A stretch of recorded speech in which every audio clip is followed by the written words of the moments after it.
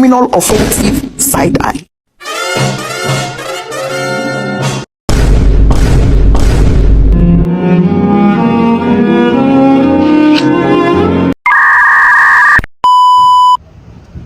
Halo, perkenalkan nama saya Muhammad Rafli Arsyad dengan NIM 230 60 550 2013. Nah, sekarang saya akan menjelaskan tentang perbandingan administrasi publik. Perbandingan administrasi publik adalah kajian yang membandingkan sistem dan praktik pemerintahan di berbagai negara untuk melihat persamaan dan perbedaan serta faktor yang mempengaruhi kinerjanya. Perbandingan administrasi publik memiliki tujuan, yaitu agar kita bisa belajar dari pengalaman negara lain dan menemukan cara terbaik dalam menyelenggarakan pemerintahan, serta memiliki fungsi, yaitu antara lain memperluas wawasan pemerintahan, mengidentifikasi kelebihan dan kekurangan birokrasi, serta menjadikan dasar untuk meningkatkan kualitas pelayanan publik.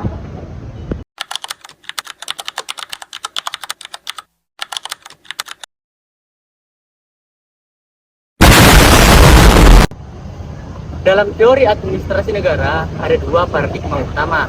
Pertama, dikotomi politik dan administrasi, yaitu pemisahan antara pembuat kebijakan politik dan pelaksana kebijakan administrasi agar pemerintah lebih profesional. Yang kedua, prinsip-prinsip administrasi negara yang menekankan efisiensi, rasionalitas, dan tanggung jawab birokrasi untuk menciptakan pelayanan publik yang efektif. Selanjutnya, saya akan menjelaskan sedikit mengenai macam-macam pendekatan dalam perbandingan administrasi negara. Yang pertama yaitu pendekatan filosofis dan ideologis. Pendekatan ini didasarkan pada ideologi seperti liberalisme, komunisme, Islam, dan Pancasila. Pendekatan yang kedua yaitu pendekatan politis.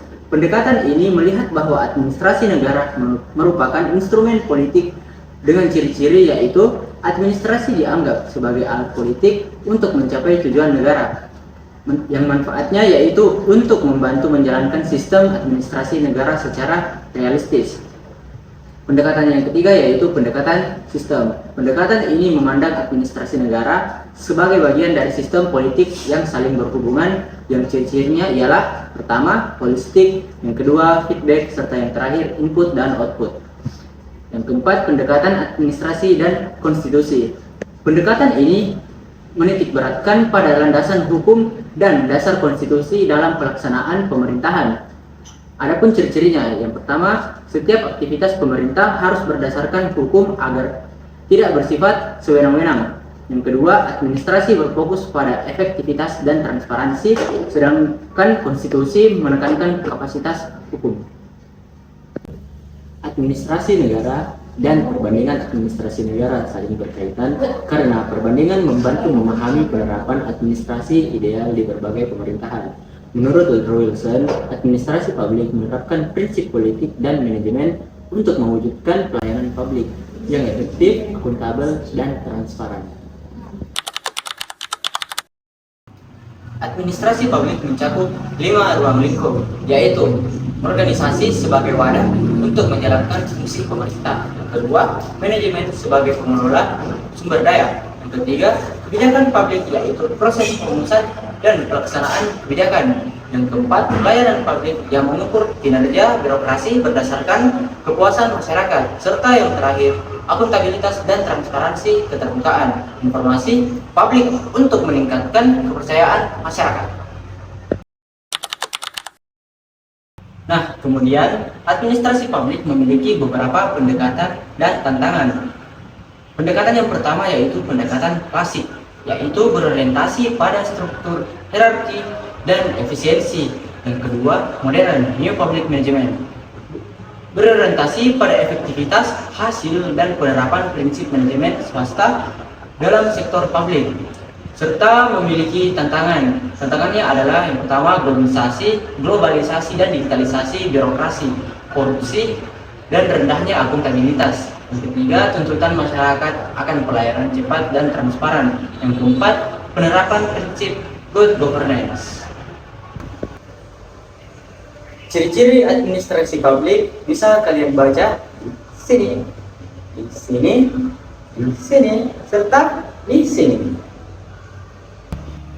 Metode studi perbandingan administrasi publik ada 3, yaitu metode deduktif, yaitu menarik kesimpulan dari hal umum ke hal khusus. Yang kedua, metode induktif, menarik kesimpulan dari kasus khusus menjadi prinsip umum. Serta yang terakhir, metode dialektika, melalui 3 tahap, yaitu tesis, antitesis, sintesis, untuk melahirkan konsep baru. Tahapan-tahapan dalam studi perbandingan administrasi negara. Yang pertama, mengkategorikan wilayah. Yang kedua, menentukan waktu perbandingan. Yang ketiga, merumuskan konsep dasar penelitian. Yang keempat, menentukan masalah utama. Yang kelima, menentukan pendekatan, metode, dan teori yang sesuai. Yang keenam, melakukan analisis efektivitas dan efisiensi. Yang terakhir, menarik kesimpulan hasil perbandingan. Nah, yang terakhir, aspek-aspek perbandingan administrasi negara. Yang pertama, sistem pemerintahan. Apakah berbentuk kesatuan atau federasi? Yang kedua, bentuk pemerintahan. Dapat berupa kerajaan, monarki, absolut, oligarki, atau demokrasi. Yang ketiga, sistem politik. Meliputi struktur formal, eksekutif, legislatif, yudikatif, dan kekuatan politik informal di masyarakat. Sekian dari saya. Terima kasih. Thank you, everyone! Thank you, Elmar! Boom!